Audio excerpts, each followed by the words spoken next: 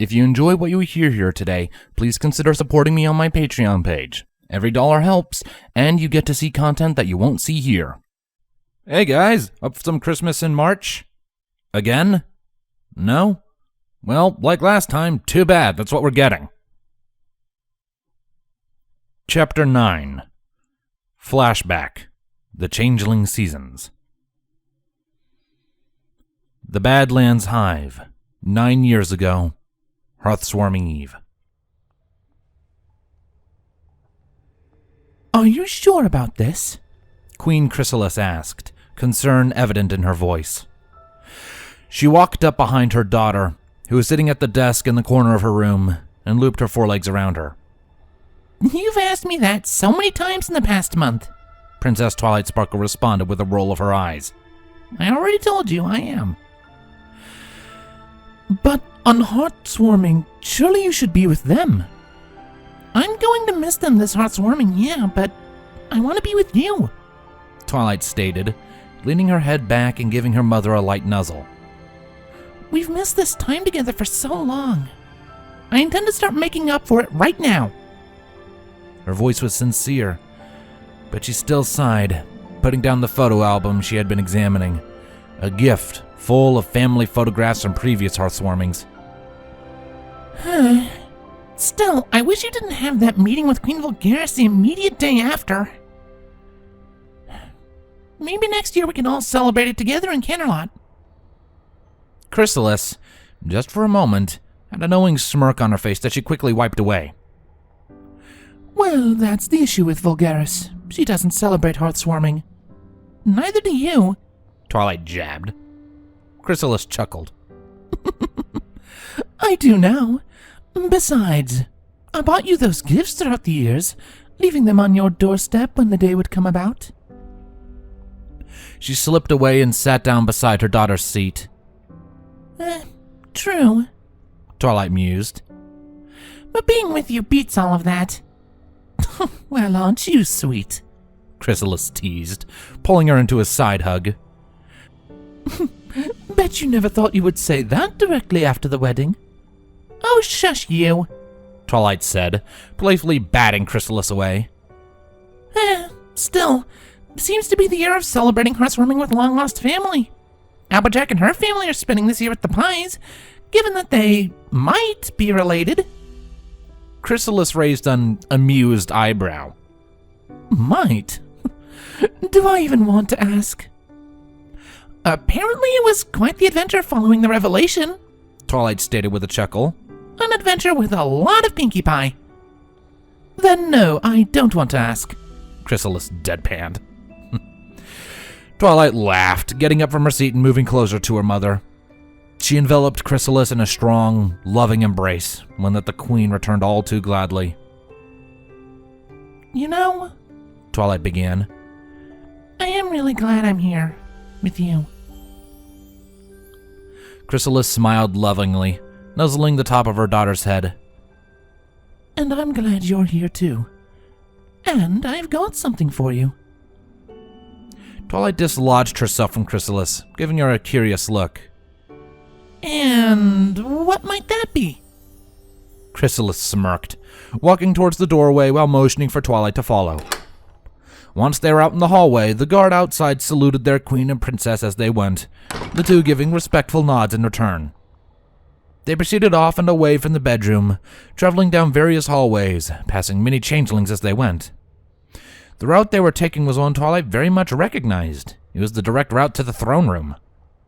Twilight was curious as to why they were heading there, but she kept her questions to herself as she followed her mother's lead.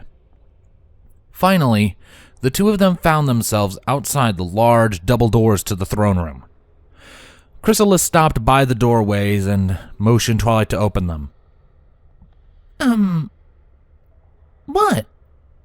Open them. I said I have something for you, so go look. What is it? Go look. Chrysalis jabbed her foreleg toward the doors. Twilight glanced towards the doorway and then back to Chrysalis. Not even a hint? Oh, Twilight. Okay, I'm going. Twilight shook her head, grabbing onto the doors with her lavender magic and swinging them open. She barely had time to register anything, to even remotely examine what awaited her before her eardrums were suddenly blown out by an absolutely tremendous shout of the word "Surprise!" Twilight was knocked onto her haunches by the joint voices coming from the assembled group. The throne room had been decorated heavily, decorations expertly laid out, and a giant hearth-warming tree dominating the space. Just in front of the tree was a large group of ponies, changelings, and one small baby dragon, and this is including Twilight's pony family, Cardus and his family, and Princess Celestia herself. What? Surprise! Chrysalis repeated as she entered the room, though not as loudly as the others. Twilight's jaw moved up and down for a few seconds before she finally formed some words.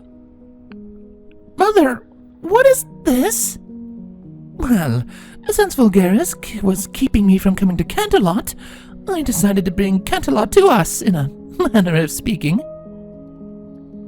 Hey, you didn't think we were going to miss the chance to see our baby girl on hearthwarming, did you? Twilight Velvet stated, moving forward to give her adopted daughter a loving nuzzle. Plus, it gives us a chance to check out your new place, Nightlight stated. It's nice. Plenty of nice stallions and mares to choose from. Twilight's cheeks puffed up in annoyance. Dad! Nightlight chuckled before innocently saying, What? Come on, Dad, give it a rest, Shining Armor told him. Just give Twilight a moment to process this. Though she is cute and frazzled, Princess Cadence added teasingly. That she is, Celestia stated, and my former student has a history of it. I have so many questions, Twilight muttered. For one thing, who decorated the throne room? That would be Pinkie Pie, Cardus stated, who was standing over by the tree with Panacea and Juvenis. She appeared personally, gave us some invites, decorated, and then left. But Pinkie's with her family right now. How? Twilight Sparkle, are you truly questioning the element of laughter? Celestia asked. It's probably for the best that you just accept it. She's right, Spike added in, the young Drake smirking. Remember when you performed all those tests to try and figure her out? Twilight groaned, rubbing her temples. I know. And you, Princess, shouldn't you be in Canterlot? I mean, you've got that speech and that large party to attend. Celestia twirled a hoof nonchalantly. Oh, well, I'm sure Luna can hold down the fort in my absence. I wasn't going to miss this for the world. So? Chrysalis questioned towards Twilight. Did I do well, or did I do well? Twilight went to answer, but her mouth simply gaped open like a fish for several moments. Her thoughts were swimming as she processed this turn of events, and in the end, she simply elected to laugh heartily.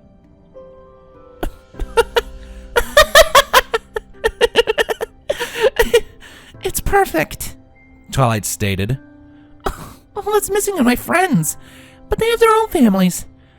For now, there's nowhere else I would rather be. Well then, Celestia began before loudly proclaiming in a very unregal manner, let's get this party started. Presents! Little Juvenis shouted out enthusiastically.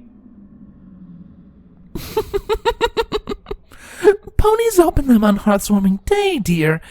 Though, I suppose we better start, the nymph's mother Panacea said with a chuckle, before this one explodes.